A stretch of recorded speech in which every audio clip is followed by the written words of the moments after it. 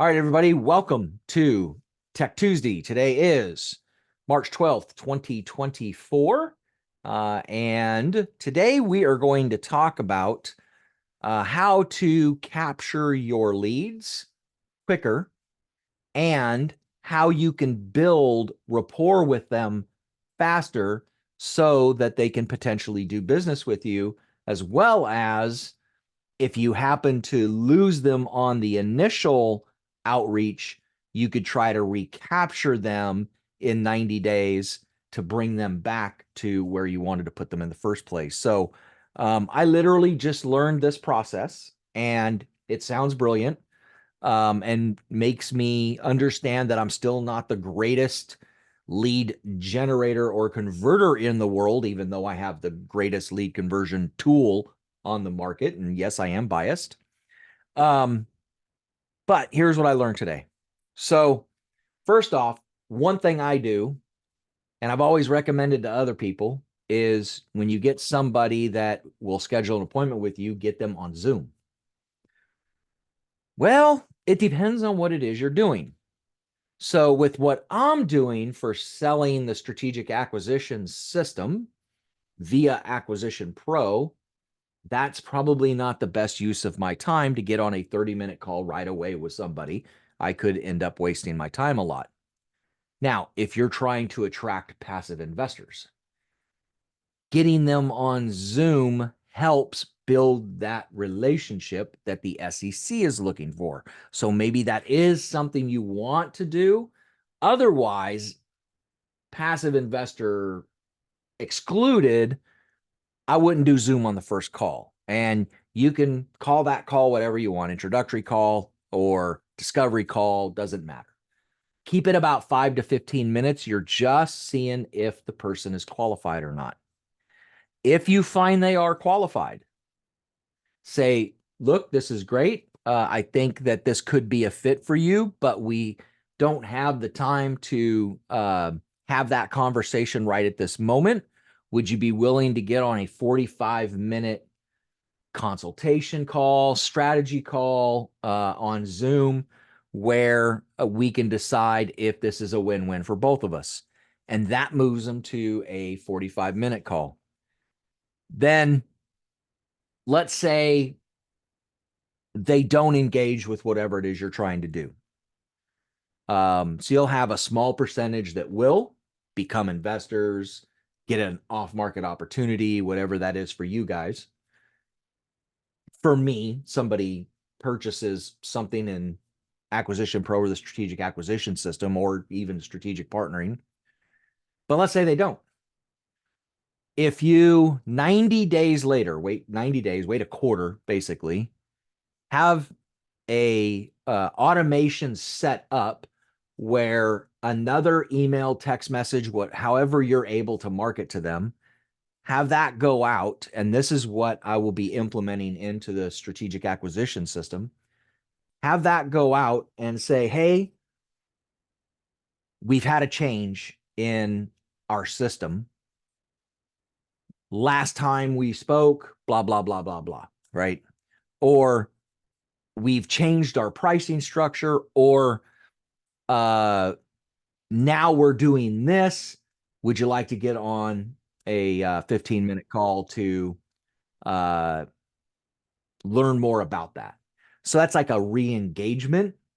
And from what I've learned, that re-engagement, that 90-day re-engagement call, you'll capture another 20% that will do business with you just from that re-engagement call.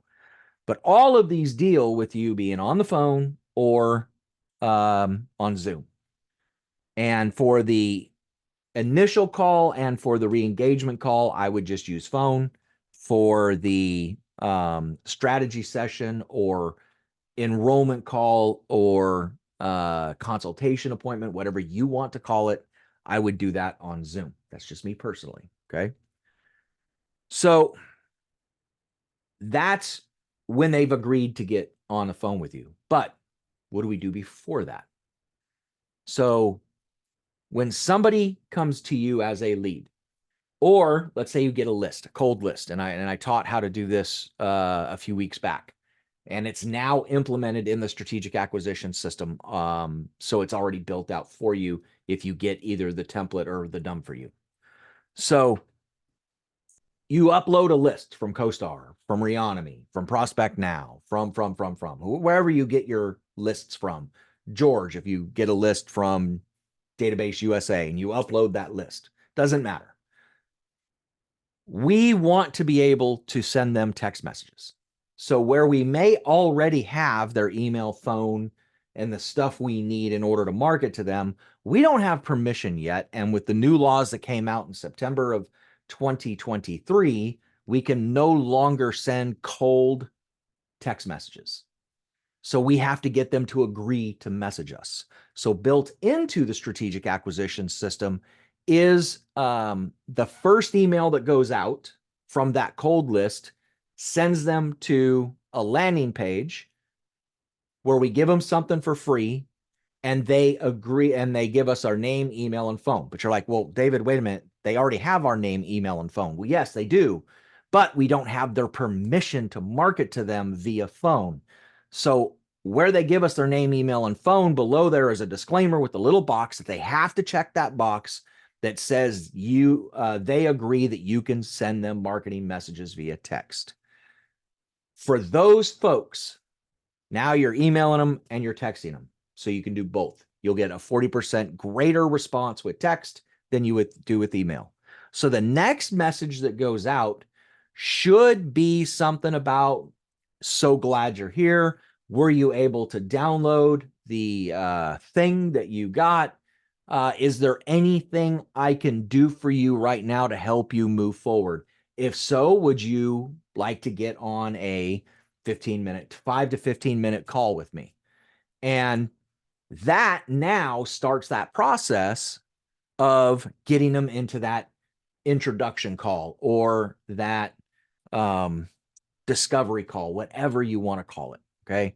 So you could send a couple of more emails doing the same thing, or you can just send them into your regular sequence to build up that expertise. But I would trickle in there every once in a while another call to action to get on an introductory call. So rather than just giving, like it is right now, just giving your strategy session or consultation meeting, rather than giving that link, I would have them schedule that introductory call where it's just a real short 5 to 15 minute, qualify them first so it doesn't waste a lot of your time and block up your calendar. Okay. One more thing I want to cover. Actually, no, that pretty much covers it. So do you guys have any questions about that? It is a way to get yourself in front of your prospects faster, and it's a way to build rapport with them and start building relationships with them right away rather than waiting for them to respond in the messaging. And you're not cold calling them, you're getting permission to call them. It makes it a much different conversation. Questions?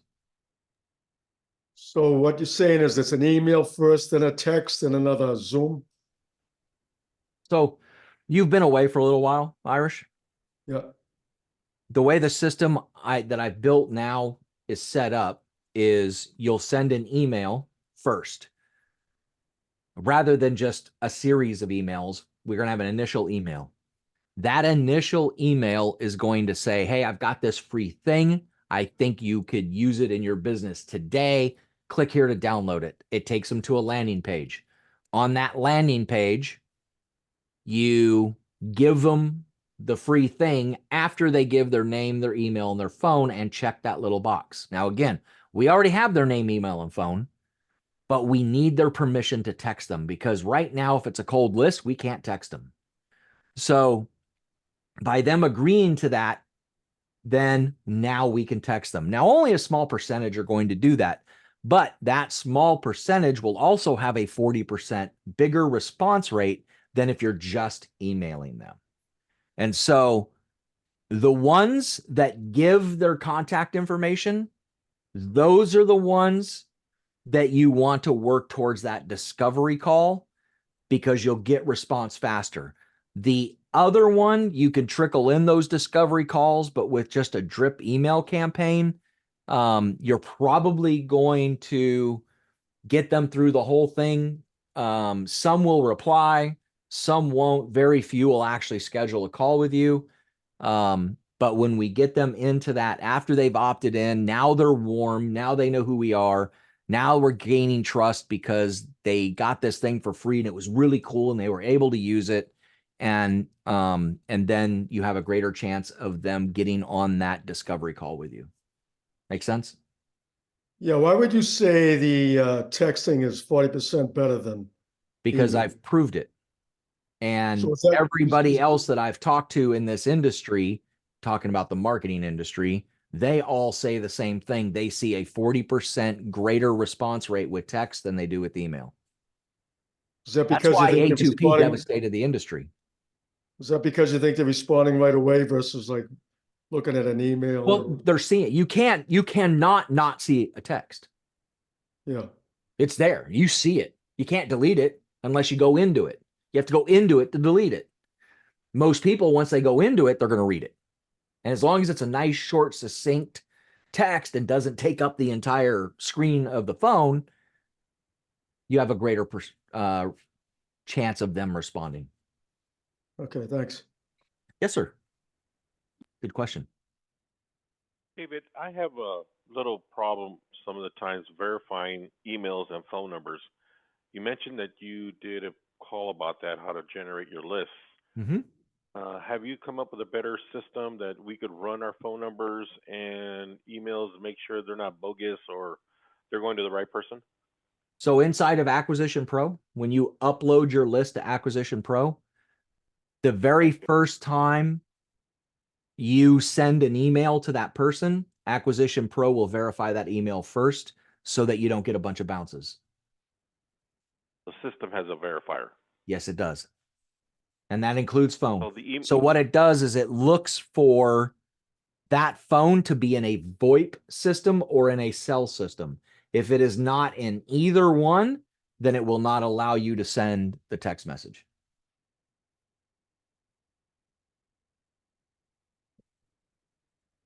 Go ahead, George. You had another question? so the yes, so the email I used to send out letters to Yep. possible clients. I know we're not in expanding my business also now to investors, see if they're willing to, not sell or buy a piece, sell their present property, but maybe they might be interested in buying something down the road and put them in, of course, on another spot as investors.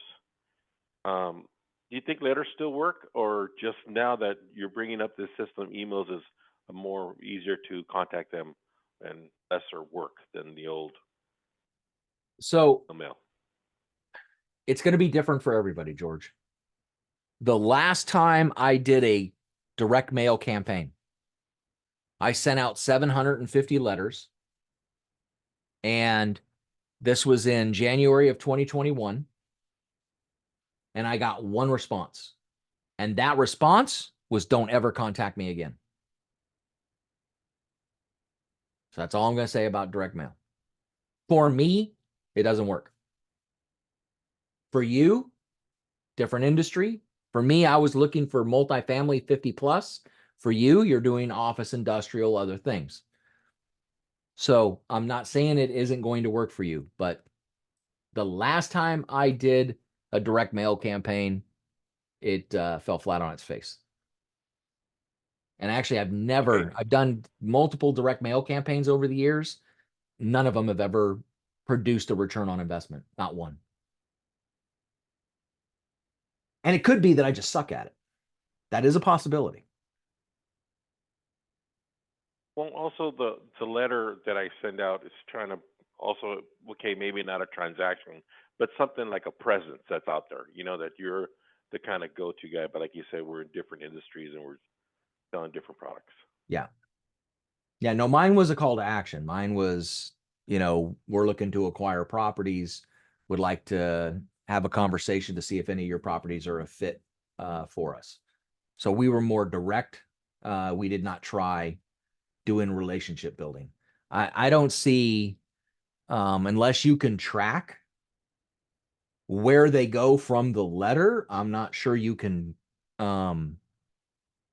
track your KPIs, your return on investment, because sending letters isn't cheap anymore.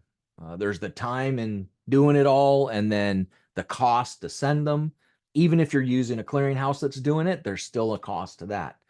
So because there's that cost, I'm not sure you can track the return on investment from that cost. And for me, any marketing, any advertising that I do, I want to be damn sure that I can track how my return on that time, that investment is going to work. And so I track all my KPIs. Direct mail is the hardest to do. Like if you're doing billboard advertising, or you put an advertisement in CCIM, or what is it called now? CCIM Connect magazine, or used to be called CIRE, Certified Investment Real Estate. Now they changed the name of it, the CCIM magazine. You put an ad in there, you put an ad on somebody's website. Putting an ad on somebody's website would be easier than those other ones, but still fairly hard to track if you don't use a tracking link on the ones you put on a website. So you got to be careful that you're not spending money on something you cannot track. Hey, so is there a way that the system, say I put it on 3 different locations, I put it on CoStar, I put it on AIR, and I put it on another platform to solicit. But prior to doing that, can I put it on the system so I could track it if they're being hit by those platforms at all, David? Or is that's not doable? You have Or to use a am I- tracking link. No, you just use a tracking link. Because as long as you're using and all a tracking link is a unique URL to wherever it's located. So CoStar would have its own link. CIRE magazine would have its own link. Whatever else you said, it would have its own link. That way you can track the people that come from that link and then what they do once they're in your system. Fantastic. But you can't do Thank you, that David. with direct mail. You can't do that with billboards. You can't do that inside of a physical magazine. You're just branding. Those are branding. I don't believe in spending money on branding. Branding, and a lot of people shoot me in the head for saying that, but branding is for the big gurus. They are where they are because of branding. They got big because people knew who they were, but they built their audience first and then started branding. Most of us don't have the budget for just branding because you can't track return on investment from branding. But I'm not telling you not to brand, because you have to have a consistent look and a consistent message. Any other questions about what I just talked about? If not, I'm going to stop the recording and then we'll open it up for general Q&A for tech and marketing. All right, I'm going to stop the recording. Stand by.